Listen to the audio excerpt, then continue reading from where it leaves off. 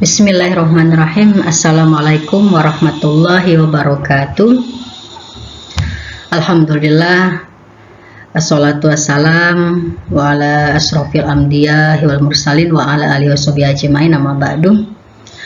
Rabbi sodri wa yassir li amri wa hlul 'uqdatam min lisani yafqahu qawli.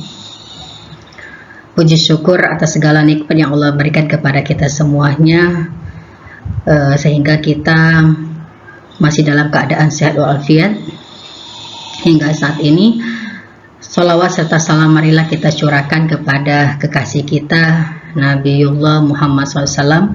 Allahumma sholli ala sayyidina Muhammad wa ala ali sayyidina Muhammad. Semoga kita semuanya akan mendapatkan syafaat dari beliau di yaumil akhir. Amin ya rabbal alamin.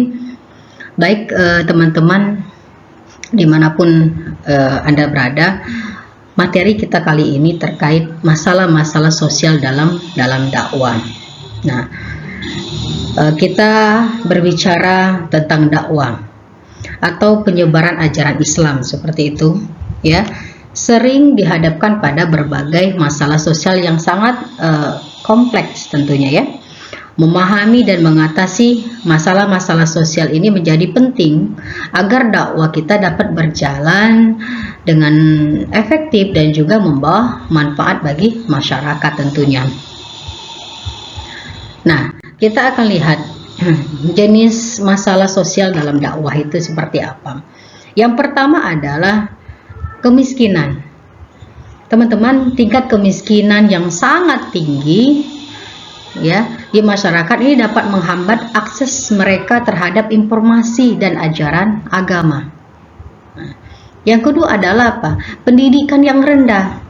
Rendahnya tingkat pendidikan di masyarakat ini dapat membatasi kemampuan mereka, ya, dalam memahami pesan-pesan dakwah itu tersendiri. Nah, yang ketiga adalah konflik sosial. Nah, adanya konflik sosial di dalam masyarakat ini dapat menciptakan perpecahan tentunya dan juga menghambat upaya penyatuan umat. Nah, tiga jenis masalah sosial dalam dakwah ini yang harus kita benar-benar perhatikan.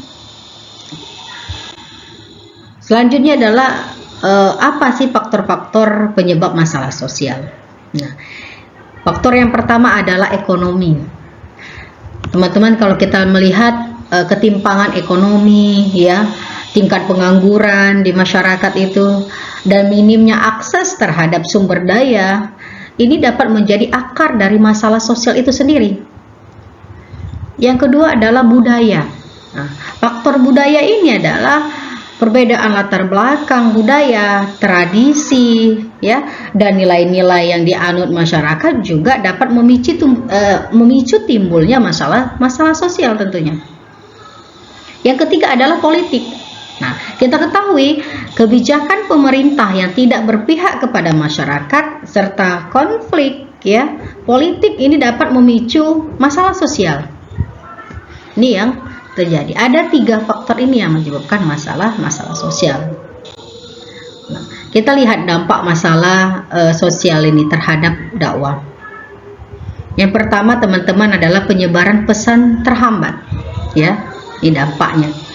Masalah sosial ini dapat menghalangi upaya seorang dai, ya, dalam menyampaikan pesan-pesan dakwah secara efektif tentunya. Yang selanjutnya, menurunnya partisipasi masyarakat. Masyarakat yang menghadapi masalah sosial ini cenderung kurang tertarik untuk terlibat dalam kegiatan dakwah tentunya, ya. Terus kredibilitas dai itu menurun. Nah, jika dai tidak mampu menangani masalah sosial di masyarakat, maka kita ketahui, ya, kepercayaan masyarakat terhadap dai itu dapat berkurang, ya. Inilah dampak masalah sosial yang dihadapi dalam dakwah itu sendiri. Nah, coba dari beberapa faktor tadi, apa sih strategi, ya, untuk mengatasi masalah sosial ini? Yang pertama, teman-teman, adalah pendekatan holistik, ya. Perlu adanya pendekatan yang menyeluruh, ya, dalam memahami dan mengatasi masalah sosial. Tidak hanya berfokus pada aspek agama saja, ya. secara keseluruhan. Dari sisi pendidikannya, ekonominya, ya, strategi ini harus kita lihat, ya, pemberdayaan dari sisi ekonomi, pendidikan juga, ya, itu secara keseluruhan yang harus pendekatan yang harus kita lakukan. Yang kedua adalah kemitraan dan kolaborasi, ya, menjalin kerjasama dengan berbagai pihak seperti pemerintah, LSM, dan juga komunitas lokal. Ini dapat meningkatkan efektivitas, ya, upaya kita dalam penanganan. Yang ketiga adalah pemberdayaan masyarakat. Nah, strategi yang ketiga ini mendorong partisipasi aktif masyarakat dalam merumuskan solusi atau melaksanakan program-program untuk mengatasi masalah-masalah sosial. Nah, pemerintah sudah banyak sekali melakukan berbagai hal dalam pemberdayaan. Kita bisa melihat dari bantuan-bantuan sosial yang diberikan, mungkin PKH atau Raskin, ya, berbagai upaya-upaya dilakukan, itu adalah salah satu untuk pemberdayaan terhadap masyarakat kita. Nah, selanjutnya peran dai dalam menangani masalah sosial. Nah, peran yang pertama adalah kita harus empati. Teman-teman, dai itu harus mampu memahami dan merasakan apa yang dihadapi oleh masyarakat, ya. Kita harus merasakan juga, ya, seperti apa gitu. Nah, yang berikutnya adalah pemecahan masalah. Dai ini dituntut untuk dapat mengidentifikasi akar masalah dan merumuskan solusi yang tepat. Nah, inilah peran seorang dai. Yang ketiga, keterlibatan di masyarakat. Nah, dai ini harus dapat memobilisasi, ya, dan juga mendorong partisipasi aktif masyarakat dalam mengatasi masalah-masalah sosial tentunya. Nah, peran yang keempat adalah kolaborasi. Dai ini perlu bekerja sama dengan berbagai pihak untuk mengoptimalkan upaya penanganan masalah sosial. Masalah sosial ini tidak bisa diselesaikan sendiri, ya. Itu harus sama-sama menangani masalah-masalah sosial, ya. Terlibatan pemerintah, kita seorang dai, masyarakat juga punya upaya untuk berbenah, ya. Baru kita bisa mengatasi persoalan-persoalan masalah dalam masyarakat sosial tentunya. Nah, ini ada contoh kasus masalah sosial, teman-teman. Yang pertama adalah kemiskinan di perdesaan, yang rendahnya akses masyarakat perdesaan terhadap sumber daya ekonomi dan minimnya lapangan pekerja. Nah, ini kita ketahui, ya. Yang kedua adalah konflik antar suku. Adanya perbedaan latar belakang budaya, kurangnya pemahaman, saling menghargai di antara kelompok masyarakat, ya. Ini yang terjadinya sebuah konflik antar masyarakat itu sendiri. Nah, yang ketiga adalah penyalahgunaan narkoba.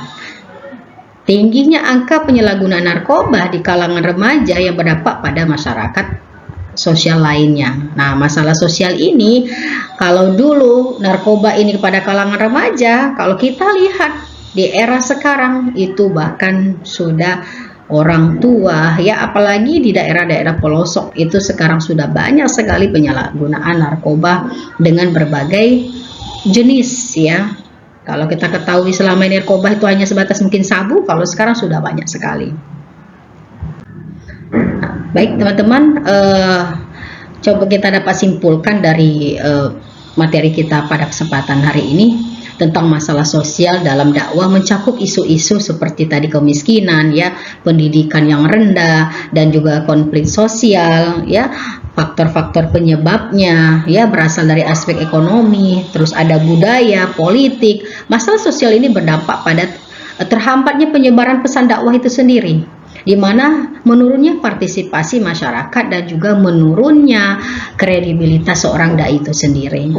Nah, ini bisa kita rekomendasi, ya, diperlukan strategi yang holistik tadi, ya, menyeluruh, ya, kemitraan dan juga pemberdayaan masyarakat untuk mengatasi masalah-masalah sosial.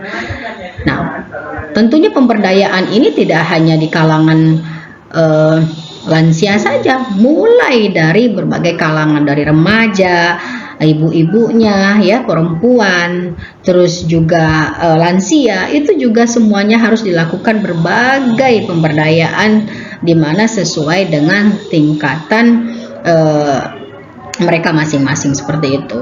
Nah, dai ini harus berperan sebagai figur yang empati, inovatif, ia bisa memecahkan masalah dan juga mampu memobilisasi partisipasi masyarakat serta berkolaborasi dengan berbagai pihak. Nah, ini yang mungkin bisa kita lakukan bagi teman-teman calon dai ataupun sekarang juga sudah berprofesi seorang dai ya. Itulah hal-hal yang bisa kita persiapkan di masyarakat tentunya. Baik teman-teman, ini saja yang dapat saya sampaikan pada kesempatan pertemuan hari ini. Terima kasih atas partisipasinya tentunya. Nanti di channel kita, bagi teman-teman ingin bertanya boleh di komentar ya, kolom komentar. Mohon maaf atas segala kekurangan. Saya akhiri, wassalamualaikum warahmatullahi wabarakatuh.